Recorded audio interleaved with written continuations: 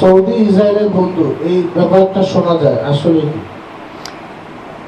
Saudi ইসরায়েলের বন্ধু, এই প্রবাদ এটা কে বলতে পারে? যার মাঝে ঈমান নাই সেই বলতে পারে।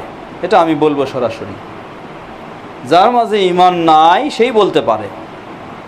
সৌদি ইসরায়েলের বন্ধু কিভাবে হইতে পারে? সৌদি ইসরায়েলের বন্ধু, এটা কেউ যদি বিশ্বাস করে তাহলে তার ঈমানের মাঝেও ত্রুটি রয়েছে। সৌদি ইসরায়েলের বন্ধু কিভাবে হইতে পারে? ইসরায়েল হলো ইহুদি আর সৌদি হলো তাওহীদবাদী, তাহলে কিভাবে সৌদি ইসরায়েলের বন্ধু হইতে পারে? যে এই কথা বলে তার কয়েকটা অবস্থান। এক নম্বর হলো হয়তোবা সে শিয়াপন্থী। যে বলে যে সৌদি ইসরায়েলের বন্ধু, সে শিয়াপন্থী, কারণ শিয়ারাই সৌদির বিষয়ে এই ধরনের অপপ্রচার করে। দ্বিতীয় হলো অথবা সে আইএসপন্থী। আইএসপন্থীরাই সৌদির বিরুদ্ধে এই ধরনের অপপ্রচার ছড়ায়। অথবা সে প্রচলিত বেদাত ও শিরকি চিন্তা চেতনায় বিশ্বাসী, কারণ সৌদি হলো তাওহীদপন্থী আর সে হলো শিরকপন্থী।